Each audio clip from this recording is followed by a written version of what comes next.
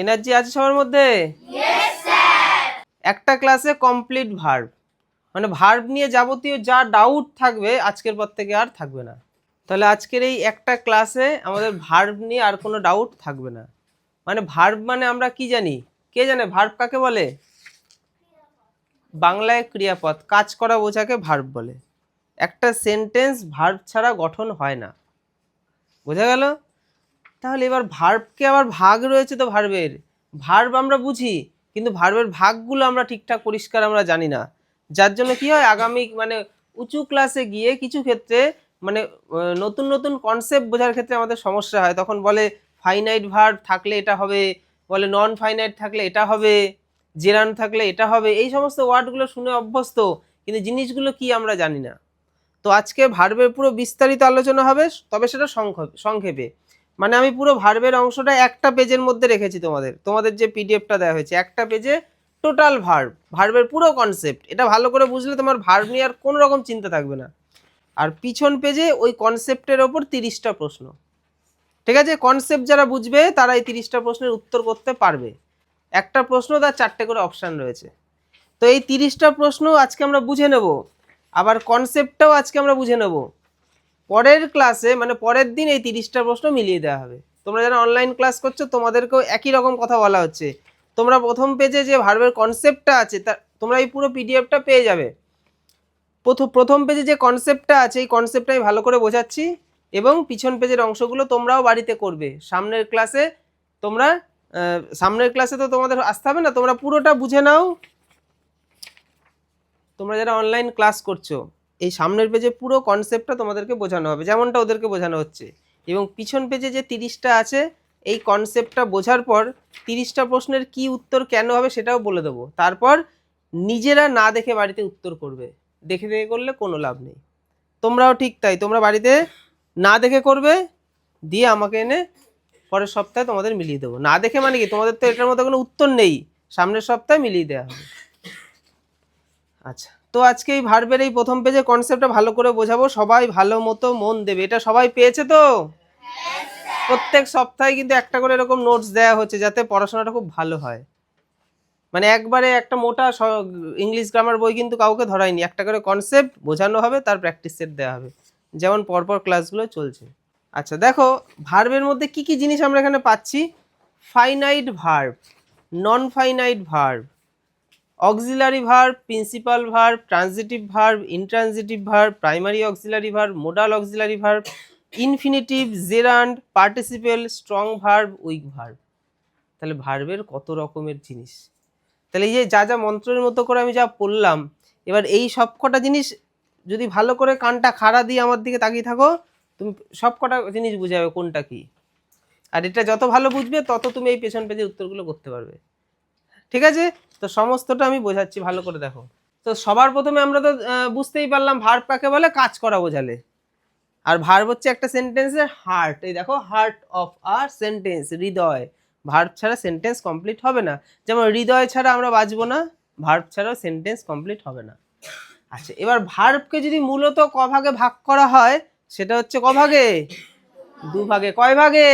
2 ভাগে। তাহলে সেই দুটো ভাগ কি কি? একটা হচ্ছে ফাইনাইট ভার্ব আর একটা হচ্ছে নন ফাইনাইট ভার্ব। এই যে ফাইনাইট ভার্ব, নন ফাইনাইট ভার্ব। আমরা ফাইনাইট ভার্ব নামটা শুনেছি, আগামী দিনে যখন ক্লজ ফ্রেজ শিখবে তখন যার মধ্যে ফাইনাইট ভার্ব থাকে সে হচ্ছে তাকে বলে হচ্ছে ক্লজ, যার মধ্যে থাকে না সেটা হচ্ছে ফ্রেজ।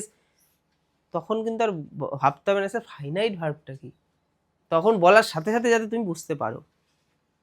আচ্ছা, এবার হচ্ছে ফাইনাইট ভার্ব, এটা কাকে বলে আগে বুঝবো, তারপর নন ফাইনাইট ভার্ব, পরপর স্টেপ বাই স্টেপ চলবো। দেখো, ফাইনাইট ভার্ব হচ্ছে যে ভার্ব বাক্যের অর্থ পূরণ করে এবং সাবজেক্ট নাম্বার পার্সন অনুযায়ী চেঞ্জ হয়। মানে যে ভার্বটা পরিবর্তন হতে পারে।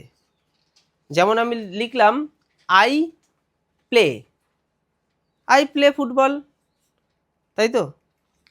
হি, হি এর সাথে কি হবে? প্লে হবে। হি এর সাথে প্লেজ হবে। উই, উই এর সাথে কি হবে? প্লে হবে। তাহলে দেখো, কখনো প্লে কখনো প্লেজ, মানে এই যে ভার্বের যে পরিবর্তন তো হচ্ছে, তাহলে ভার্বের পরিবর্তন হলে ওই ধরনের ভার্বগুলোকে বলে ফাইনাইট ভার্ব। মুখস্থ করার দরকার নেই, তাহলে এখন বাড়ি থেকে মন্ত্র পড়ি ফাইনাইট ভার্ব কোনগুলো সব মুখস্থ করি, এসব কিচ্ছু করবো না। আমরা এটা বুঝবো যে ভার্ব পরিবর্তন হয় সাবজেক্ট অনুযায়ী, টেন্স অনুযায়ী, যেমন ওখানে আই ছিল প্লে হলো, হি ছিল প্লেইজ হয়ে গেল, উই ছিল প্লে হলো। প্রেজেন্ট টেন্সে যদি পাস্ট টেন্স হতো তখন আই থাকলে প্লেইড, হি থাকলে প্লেইড, তখন প্লের সাথে কি করে দিচ্ছি, ইডি যুক্ত করে দিচ্ছি। মানে ওই প্লে নামক ভার্বটাকে নিয়ে কত কিছু করা যাচ্ছে।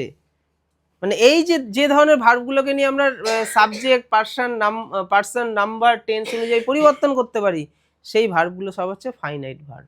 নন ফাইনাইট ভার্ব এর ঠিক উল্টোটাই হবে। উল্টোটা হবে মানে দেখো, যে ভার্ব বাক্যের অর্থ সম্পূর্ণ করে না বা সাবজেক্ট অনুযায়ী পরিবর্তন হয় না তাদেরকে বলে নন ফাইনাইট ভার্ব। স্যার নন ফাইনাইট ভার্ব চেঞ্জ হয় না মানে এটা কি ধরনের কথা হলো? চেঞ্জ হয় না মানে দেখো, এই যে একটা সেন্টেন্স তোমরা দেখতে পাচ্ছ, ভালো করে কনসেপ্ট বুঝতে হবে। সেন্টেন্সটা দেখতে পাচ্ছ, এই সেন্টেন্সের মধ্যে দেখো আইটাকে কি বলবো আমরা, সাবজেক্ট, তাই তো। লাইককে কি বলবো, লাইক হচ্ছে ভার্ব, আর এটা হচ্ছে কি ভার্ব, এটা ফাইনাইট ভার্ব। কেন, আয়ের জায়গায় যদি হি চলে আসতো তাহলে লাইকটা লাইকস হয়ে যেত, যদি পাস্ট টেন্স হতো তাহলে লাইকটা লাইকড হয়ে যেত। তার মানে এই লাইক নামক ভার্বটাকে নিয়ে বিভিন্ন রকম চেঞ্জ করা যাচ্ছে।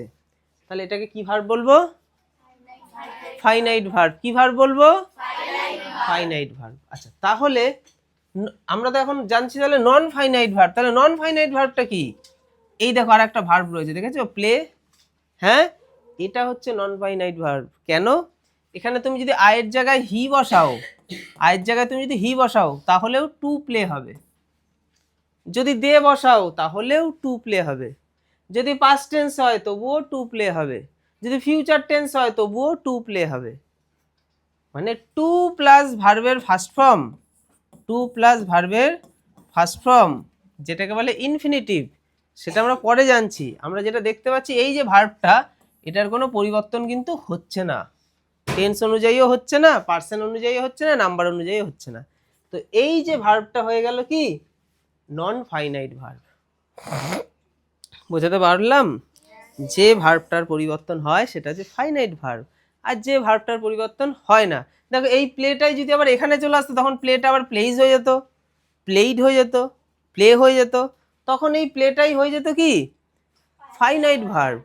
কিন্তু এই প্লেটাই যখন আবার এখানে রয়েছে তার আগে টু বসে গেল, তখন এটা হয়ে গেল নন ফাইনাইট ভার্ব। আচ্ছা এবার হচ্ছে তাহলে ফাইনাইট নন ফাইনাইট তো বুঝতে পেরেছি তো। আচ্ছা এবার হচ্ছে ফাইনাইট ভার্বের আবার ভাগ রয়েছে। ফাইনাইট ভার্বকে দুই ভাগে ভাগ করা যায়, একটা হচ্ছে প্রিন্সিপাল ভার্ব, আর একটা কি, আর একটা হচ্ছে অক্সিলারি ভার্ব। তাহলে প্রিন্সিপাল ভার্বটা কি ভালো করে বুঝে নি।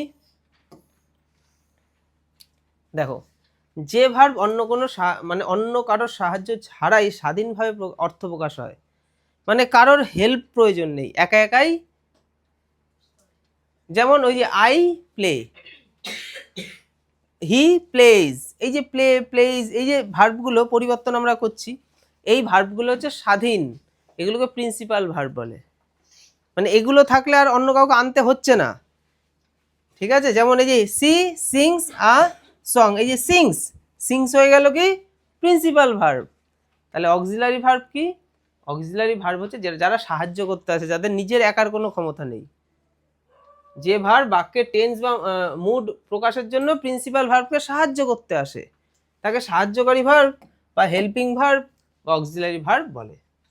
আচ্ছা তাহলে অক্সিলারি ভার্বটা ভালো করে বুঝে নি, এই যে সেন্টেন্সের মধ্যে দিয়ে আমরা বুঝবো, কোনো কিছু মুখস্থের প্রয়োজন নেই।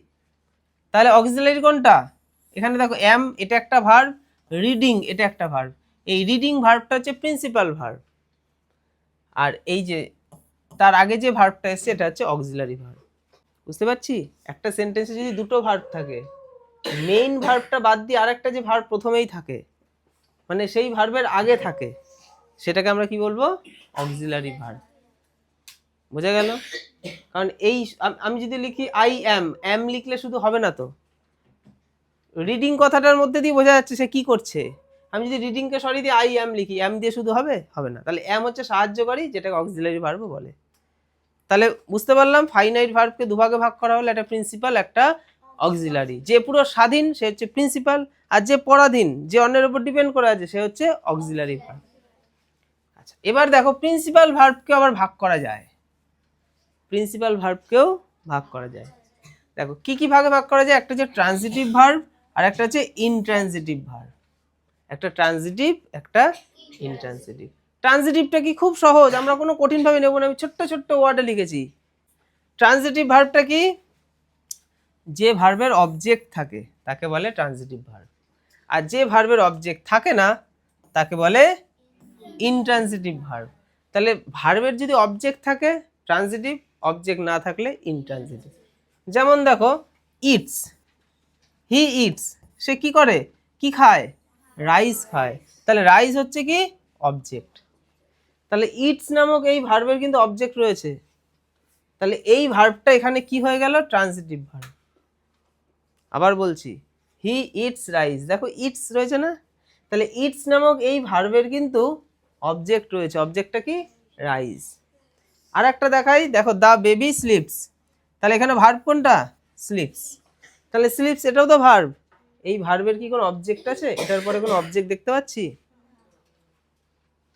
হ্যাঁ, হতে পারে অন দ্য বেড পাশে হয়ে গেল, কিন্তু অন দ্য বেড, স্লিপসের পর আমি অন দ্য বেড লিখলাম, মানে স্লিপসের পর তো অন চলে আসলো, কোনো অবজেক্ট তো পেলাম না, ওটা তো একটা স্থান হয়ে গেল। তো আমরা দেখতে পাচ্ছি এই ভার্বের পরে একটা অবজেক্ট আছে, মানে এই ভার্বের একটা অবজেক্ট প্রয়োজন। এখানে রাইসের জায়গায় অন্য কিছু হতে পারতো, তাই না, বিস্কুট হতে পারতো, অনেক কিছু হতে পারতো। তো এই ভার্বের অবজেক্ট আছে, তাহলে এই ভার্বটাকে বলবো ট্রানজিটিভ ভার্ব। আর এই ভার্বের পরে কোনো অবজেক্ট নেই, তাহলে এটা হয়ে গেল ইনট্রানজিটিভ ভার্ব। এটুকু বুঝতে পেরেছি? আচ্ছা, এবার আমরা কি দেখব, আমরা প্রিন্সিপাল ভার্বের সাথে তার একটা কি দেখলাম, অক্সিলারি ভার্বও তো দেখলাম।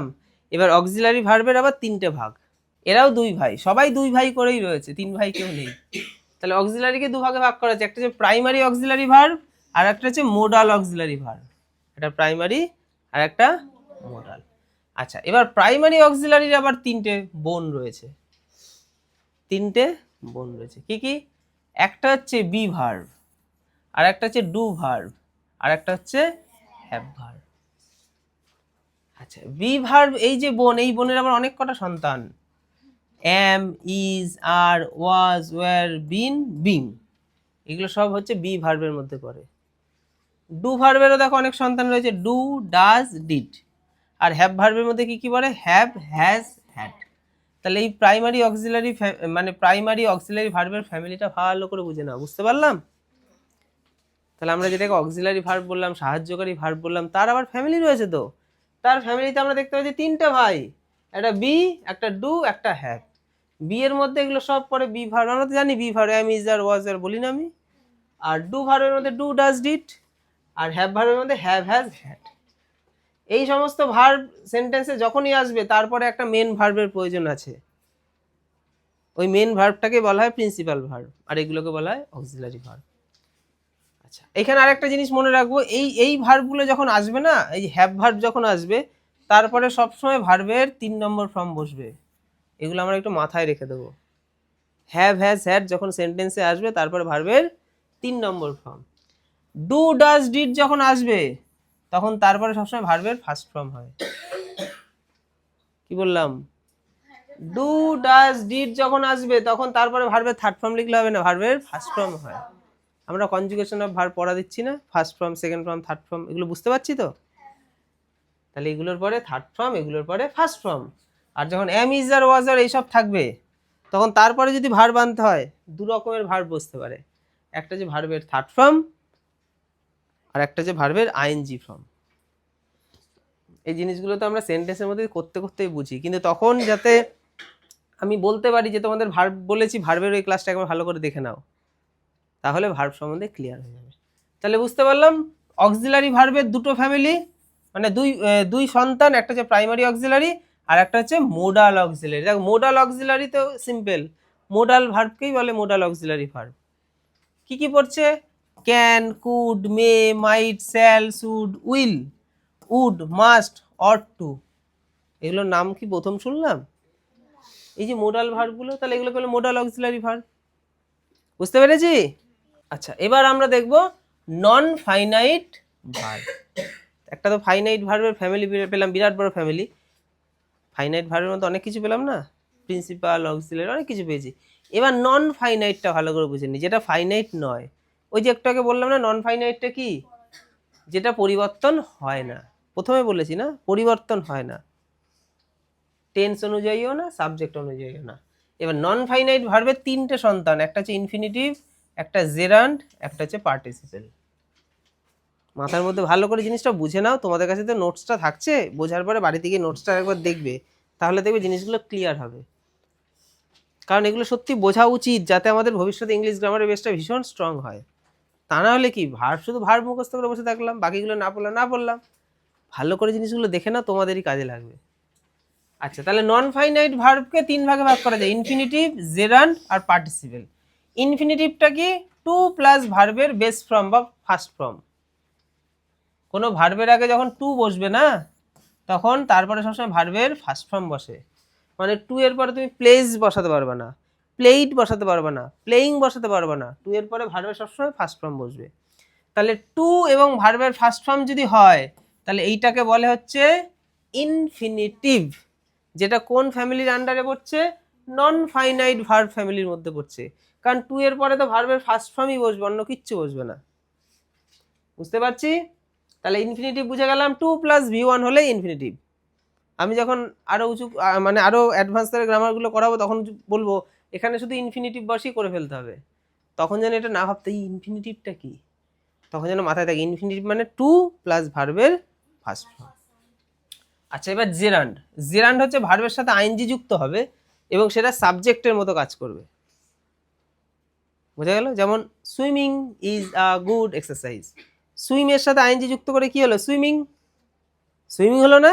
তাহলে এই যে সুইমিংটা হচ্ছে আমার এখানে জেরান্ড, কারণ এই সুইমিং কথাটাই সেন্টেন্সে সাবজেক্টের মতো কাজ করছে, নাউনের মতো কাজ করছে। দেখো এখানেও একটা এক্সাম্পল আছে, ওয়াকিং। এই যে ওয়াকের সাথে আইএনজি যুক্ত করা হয়েছে এবং সেন্টেন্সের শুরুতে সাবজেক্টের মতো কাজ করছে। কি করে বুঝবে সাবজেক্টের মতো কাজ করছে? কারণ এরপরেই আমরা ভার্ব পাবো। দেখো এই দেখো ভার্ব ইজ, আমরা তো দেখেছি অক্সিলারি ভার্ব মেন ভার্বের আগে বসে। তাহলে এখানে দেখছি মেন, এখানে দেখতে পাচ্ছি এটাকে তো আমি যদি মেন ভার্ব ভাবি, তাহলে তারপরে ইজ বসছে, তার মানে এটা কোনো মেন ভার্ব নয়, এটা হচ্ছে জেরান্ড। তাহলে ভার্বের সাথে আইএনজি যুক্ত হয়ে সেটা যদি সাবজেক্টের মতো কাজ করে, তখন সেটা হয়ে যাবে জেরান্ড। আর লাস্ট যেটা জানতে হবে সেটা হচ্ছে পার্টিসিপেল। পার্টিসিপেলটা কি? এটা অনেকটা অ্যাডজেক্টিভের মতো, নাউনের আগে বসে অ্যাডজেক্টিভের মতো কাজ করছে। যেমন ঘেউ ঘেউ করা কুকুর, কুকুরটা কেমন? ঘেউ ঘেউ করা। কামড়ানো মেয়ে, মেয়েটা কেমন? কামড়ানো। এটা আবার হয় নাকি কামড়ানো মেয়ে মানে? হ্যাঁ, মাথা চুলকানো রাজ, আজকে পড়তে এসছে, রাজ কেমন? মাথা চুলকানো। তাহলে যে মাথা চুলকানো কথাটা রাজের আগে বসিয়ে দিলাম, এটা হয়ে গেল পার্টিসিপেল।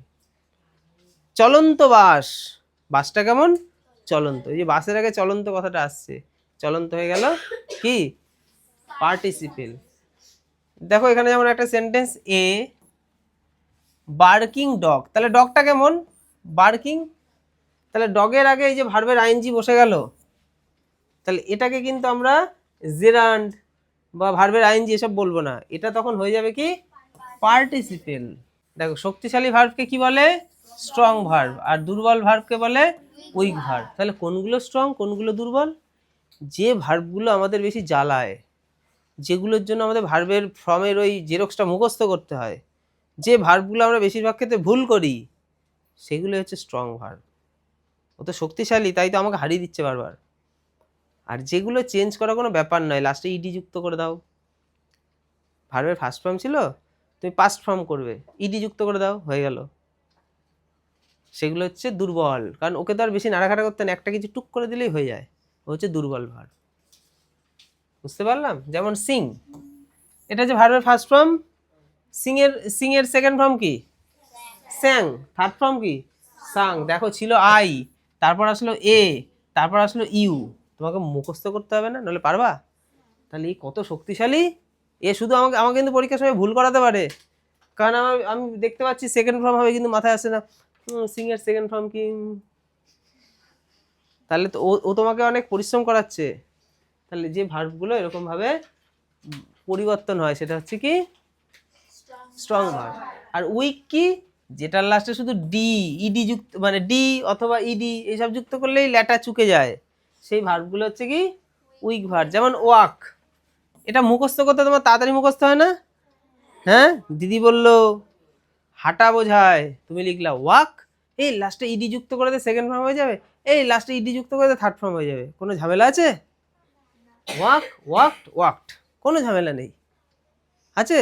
কিন্তু যখনই এই সিং বলবে তখন সিংড, সিংড করলে হবে, কাটা হয়ে যাবে, স্যাং, সাং। যেমন কাম, কামের সেকেন্ড ফর্ম কি? কেম, তারপরে আবার কাম, কত জ্বালা, কামের আবার সেকেন্ড ফর্মটা অন্যরকম হয়ে যাচ্ছে, মনে রাখতে হচ্ছে। যেমন গো, ওয়েন্ট, গন, কত পরিবর্তন, তাহলে কত পরিশ্রম করতে হচ্ছে, এগুলো হচ্ছে স্ট্রং ভার্ব। আর যেগুলো প্লে, প্লেইড, প্লেইড, কোনো ঝামেলা আছে? নেই, সেগুলো হচ্ছে কি? Week verb. তোমরা যারা অনলাইন ক্লাস করছো পুরোটা এবার পিডিএফটা তোমরা নিয়ে একবার ভালো করে দেখো যে আমি যা বোঝালাম পিডিএফের কোন জায়গাটা তোমার বুঝতে সমস্যা, ডাউট ক্লিয়ারিং ক্লাসে সেটা তোমরা কনসেপ্ট ক্লিয়ার করে নেবে। দেখো প্রথম প্রশ্ন, দ্য সান শাইন্স ব্রাইটলি, এখানে এই প্রশ্নটি একটু ইনকমপ্লিট রয়েছে, যে এখানে বলতে চাইছে ভার্ব কোনটা, ভার্ব কোনটা? সায়েন্স, তাহলে ভার্ব হচ্ছে সায়েন্স, বুঝতে পেরেছি। তারপরটা দেখো, which type of verb is, which type of verb is, কেউ দাগাবি না, কোনো কারোর হাতে যেন পেন না থাকে। Which type of verb is running, রানিংটা কি ধরনের ভার্ব? এই যে হি ইজ রানিং, এখানে রানিংটাকে আমরা কি ভার্ব বলবো? Principal verb. ওই যে আমরা একটু আগে দেখেছিলাম না, দুটো ভার্বের মধ্যে এটা হচ্ছে মেন ভার্ব আর এটা তো অক্সিলারি ভার্ব, তাহলে এটা কি হয়ে গেল? মেন ভার্বটাকে তো প্রিন্সিপাল ভার্ব বলে, তাই তো? আচ্ছা, তারপরে দেখো, they dash playing football now, তাহলে এখানে আমি কি বসাবো? দে যেহেতু প্লুরাল, তাই আমাদের প্লুরাল ভার্ব লাগবে। দেখো ইজ তো প্লুরাল নয়, এম তো প্লুরাল নয়, আর প্লুরাল, তাহলে এখানে কি হবে? আর। এগুলোর জন্য ফোঁটা দিতে লাগে, এগুলো একটু ভালো করে দেখো, নিজেরা পরের দিন করে নিয়ে আসবে না দেখে। আই হ্যাভ এ পেন, হ্যাভটা কি? I have a pen, here have is, হ্যাভটা কি? হ্যাভকে আমরা এখানে কি বলতে পারি? মেইন ভার্ব, অক্সিলারি ভার্ব না মোডাল ভার্ব? দেখো উত্তরটা কি হবে। আমরা তো স্যার দেখলাম হ্যাভ তো আমরা অক্সিলারি ভার্বের মধ্যে দেখেছিলাম, অক্সিলারি ভার্বের সন্তানদের মধ্যে ছিল, তাহলে তুমি এখানে মেইন ভার্ব বলছো কেন? এখানে হ্যাভকে মেইন ভার্ব এই কারণে বলছি কারণ এরপরে আর কোনো ভার্ব নেই, যদি এরপর আর একটা ভার্ব থাকতো তাহলে হ্যাভটা হয়ে যেত অক্সিলারি ভার্ব অথবা হেল্পিং ভার্ব, কিন্তু হ্যাভ এখানে নিজেই রাজা, তাহলে হ্যাভ হচ্ছে এখানে মেইন ভার্ব।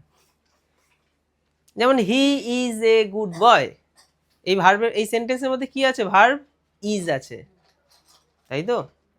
তাহলে ইজের পরে আর কোনো ভার্ব পেলাম না, তাহলে ইজটা কি এখানে? Main verb. আর ইজের পরে যদি আমি ভার্বের আইএনজি বা অন্য কিছু পেতাম তখন ইজটা হয়ে যেত কি? Auxiliary verb. তারপরে দেখো, which one is modal auxiliary verb, কোনটা মোডাল অক্সিলারি ভার্ব? এই যে দেখো তিনটে অপশন রয়েছে, কোনটা মোডাল অক্সিলারি ভার্ব? ক্যান, এটা হচ্ছে মোডাল অক্সিলারি ভার্ব। ডুটা তো মোডাল অক্সিলারি নয়, আমরা পড়লাম তো একটু আগে ফ্যামিলিটা, তাই না? এটা কি ভার্বের মধ্যে পড়ছে? ডুটা ডু ভার্বের মধ্যে পড়ছে এবং ফ্যামিলিটা হচ্ছে অক্সিলারি ভার্বের, কিন্তু তাই বলে মোডাল অক্সিলারি নয়, তাহলে ক্যান হচ্ছে মোডাল অক্সিলারি। তারপরে দেখো সি এর পর এখানে কি বসবে এই তিনটের মধ্যে? দেখো সি তো সিঙ্গুলার, সিঙ্গুলার হলে ভার্বের শেষে এস বা ইএস বসে, এই গোসটা হবে। গোয়িং তো হবে না, কারণ ডাইরেক্ট ভার্বের আইএনজি হয় না, কারণ তার আগে একটা হেল্পিং ভার্ব চাই। আর গো তো হবে না, গো হতো যদি সি এর জায়গায় প্লুরাল কিছু থাকতো। বুঝতে পারলাম? এখানে কি আছে? এই যে টু এরার, টু এর, তাহলে টু প্লাস ভার্বের ভার্ব ফর্ম থাকলে কি হয়? একটু আগে শিখলাম না, ইনফিনিটিভ হয়, শিখেছি তো। আচ্ছা, তারপরে বলছে আইডেন্টিফাই দ্য ট্রানজিটিভ ভার্ব, তাহলে এখানে ট্রানজিটিভ ভার্ব কোনটা? He eats rise, transitive verb কোনটা? ইটস। তাহলে ইটস হচ্ছে ট্রানজিটিভ ভার্ব, কেন? ইটসকে পরিবর্তন করা যায়, ইট, এট, ইটেন, ইটস, ইটিং, কত কিছু করা যায়, পরিবর্তন তো করা যায়, পরিবর্তন করা গেলে সেটা ট্রানজিটিভ ভার্ব। আচ্ছা, দ্য বার্ড ইজ ফ্লাইং, তাহলে ফ্লাইংটা কি ধরনের কি জিনিস? ফ্লাইংটা হচ্ছে intransitive. The bird is flying, bird উঠছে, এই ফ্লাইংটাকে পরিবর্তন করা যায় না, ঠিক আছে? তাহলে এটা হয়ে গেল ইনট্রানজিটিভ ভার্ব। তারপরে দেখো, which of this is a week verb, দুর্বল ভার্ব কোনটা যেটা পরিবর্তন করা যায় না? ওয়াক, কারণ এই দুটোকে তো পরিবর্তন করা যায় সহজেই। সি মানে সহজে নয়, মনে রাখতে হবে। সি স সিন সিং স্যাং সাং, ওয়াককে তো সহজ, ইডি যুক্ত করে দাও তাহলে হয়ে যাবে। তাহলে সহজ হলে সেটা হয়ে যাবে উইক ভার্ব। আচ্ছা, তারপর পাস্ট ফর্ম, গো এর পাস্ট ফর্ম কি হয়? ওয়েন্ট। আচ্ছা, তারপরে walking is a good exercise, ওয়াকিংটা কি? একটু আগেই বললাম তো, ওয়াকিং হচ্ছে কি? জেরান্ড। এই যে ভার্বের আইএনজি বসলো, এটা নাউন বা সাবজেক্টের মতো কাজ করছে, তাহলে এটা হয়ে গেল জেরান্ড। তারপরে দেখো, which verb is use to help the main verb, তাহলে মেইন ভার্বকে যে হেল্প করে তাকে কি বলে? তাকে বলে অক্সিলারি ভার্ব। মেইন ভার্বকে সাহায্য করার জন্যই তার জন্ম হয়েছে। You must do it, here must is a কি? মাস্ট হচ্ছে কি? মাস্ট হচ্ছে মোডাল অক্সিলারি ভার্ব। মাস্ট হচ্ছে মোডাল অক্সিলারি ভার্ব। আচ্ছা, what is the past participle of eat, ইটের পাস্ট পার্টিসিপেল কি হয়? Eat, ate, eaten. Past participle মানে 3 নম্বর ফর্মকে বলে, 3 নম্বর ফর্মকে পাস্ট পার্টিসিপেল বলে। তাহলে কোনটা হবে? ইটেন। তারপরে দেখো, হি বিকেম আ ডক্টর, তাহলে এখানে বিকেমটা কি? বিকেমটা হচ্ছে লিঙ্কিং ভার্ব। তারপরে find the odd one out, এখানে আলাদা কোনটা? এই যে শুড, এটা হচ্ছে আলাদা। কেন বলো তো এটা আলাদা? কারণ দেখো, রিড এটা একটা মেইন ভার্ব, রাইট এটাও মেইন ভার্ব বা প্রিন্সিপাল ভার্ব, শুড এটা হচ্ছে helping verb, modal auxiliary verb. বুঝা গেল? তাহলে এই দুটোর সাথে এটা যায় না, তাহলে এটা আলাদা। I saw a running train, running, রানিংটা কি? পার্টিসিপেল, কারণ ট্রেনটা কেমন ছিল? এই ট্রেনটা কেমন ট্রেন? এটা হচ্ছে রানিং ট্রেন। ট্রেন নামক নাউনের জন্য এটা এসছে। ওই যে বললাম না, চলন্ত ছেলে, ছুটন্ত মেয়ে। ঠিক আছে, তাহলে হয়ে গেল, এটা হচ্ছে পার্টিসিপেল। এখানে কি বলা হচ্ছে? Which verb does not need an object, কোন ভার্বের কোনো অবজেক্টের প্রয়োজন হয় না? ইনট্রানজিটিভ, ইনট্রানজিটিভ ভার্বের কোনো অবজেক্টের প্রয়োজনই হয় না, ট্রানজিটিভ ভার্বের তো অবজেক্টের প্রয়োজন হয়। তারপর ডু ইউ লাইক টি, তাহলে ডুটা কি? ডুটা হচ্ছে অক্সিলারি ভার্ব। ডুটাকে তো আমরা প্রিন্সিপাল ভার্ব বলতে পারবো না, মোডাল ভার্বও বলতে পারবো না, কি বলতে পারবো? Auxiliary verb. I will help you, identify the modal verb, তাহলে আই উইল হেল্প ইউ, এখানে মোডাল ভার্ব কোনটা? এই যে উইল, উইল হচ্ছে মোডাল অক্সিলারি ভার্ব। বুঝতে পেরেছি এটুকু? তারপর দেখো, চুজ দ্য কারেক্ট ফর্ম, তাহলে he has dash his work, কোনটা হবে? হি হ্যাজ ডান, কি হবে? ডান। কারণ হ্যাভ হ্যাজ হ্যাডের পরে আমরা সবসময় ভার্বের থার্ড ফর্ম লিখতে হয়, এটা আমরা জানি, তাই না? হ্যাভ হ্যাজ হ্যাডের পরে ভার্বের থার্ড ফর্ম। ডু তো থার্ড ফর্ম নয়, ডিডও নয়, ডান একমাত্র থার্ড ফর্ম। তারপরে দেখো, লেট মি গো, তাহলে এখানে গোটা কি? গোটা কি? গো হচ্ছে non finite verb, finite verb নয়, non finite verb. Which one is a strong verb, এখানে কোনটা স্ট্রং ভার্ব? কোনটা মুখস্থ করতে একটু বেশি পরিশ্রম লাগে? ড্রিঙ্ক, কারণ ড্রিঙ্কের সেকেন্ড ফর্ম হচ্ছে ড্র্যাঙ্ক, থার্ড ফর্ম হচ্ছে ড্রাঙ্ক, তাই না? আর এগুলো তো সহজ, ইডি যুক্ত করে দাও, ইডি যুক্ত করে দাও, হয়ে যাবে। তাহলে ড্রিঙ্ক হয়ে গেল কি? Strong verb. তারপরে দেখো, ইট মে রেইন টুডে, তাহলে মেটা কি? ওরা বলছে মেটা কি? মে, মে হচ্ছে পসিবিলিটি বোঝায়, মানে সম্ভাবনা বোঝায়, সম্ভাবনা হতেও পারে নাও হতে পারে। তাহলে অ্যাবিলিটি তো হবে না, অ্যাবিলিটি মানে সক্ষমতা হবে না। কমান্ড তো হবে না, কমান্ড তো আদেশকে বোঝায়। পসিবিলিটি মানে সম্ভাবনা, মানে ইট মে রেইন টুডে, আজকে বৃষ্টি হতে পারে, মানে হওয়ার সম্ভাবনা আছে, তাহলে এটাকে আমরা বলবো পসিবিলিটি। তারপর বলছে দেখো, identify the verb, the flower smell sweet, এখানে ভার্ব কোনটা? এখানে ভার্ব হচ্ছে স্মেল, স্মেল হচ্ছে ভার্ব। ফ্লাওয়ার কি ভার্ব হবে নাকি? হবে না, নাউন তো। আচ্ছা, তারপর দেখো, আই ওয়ান্ট টু স্লিপ, এখানে টু স্লিপকে আমরা কি বলবো? এর থেকে সোজা আর কি আছে? টু স্লিপকে আমরা কি বলবো? এই যে বলছে না, what is to sleep, to sleep হচ্ছে ইনফিনিটিভ, আমরা তো পড়লাম ভার্বের ফার্স্ট ফর্মের সাথে টু যদি বসে সেটা হয়ে যায় কি? ইনফিনিটিভ।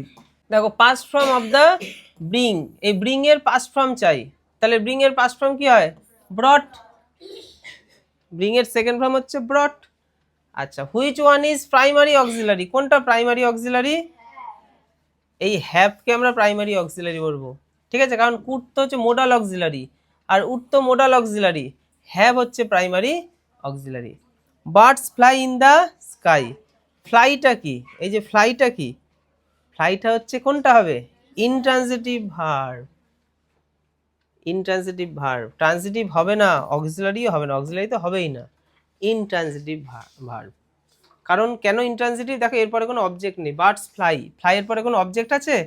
ইন দ্য স্কাই, কোনো একটা স্থান হয়ে গেল, কোনো অবজেক্ট নেই, তাহলে এটা হয়ে গেল ইনট্রানজিটিভ ভার্ব। আশা করি বোঝাতে পেরেছি, বুঝতে পেরেছি সবাই? এবার এই জেরক্সটা আমাদেরকে বাড়িতে করতে হবে, 30টা বাড়ি থেকে করে নিয়ে আসবা, পরের দিন মেলানো হবে, পরের দিন আবার নতুন টপিক করানো হবে, ঠিক আছে? এবার তোমাদের যে পিডিএফটা দেওয়া হচ্ছে তোমরা নিজেরা না দেখে করো, করে এই ভিডিওটা দেখে উত্তরটা মিলিয়ে দাও। তারপরে কোথাও যদি সমস্যা হয় ডাউট ক্লিয়ারিং ক্লাসে আসো, এসে আমাকে জিজ্ঞাসা করে নাও, ঠিক আছে? আজকের ক্লাস এখানেই।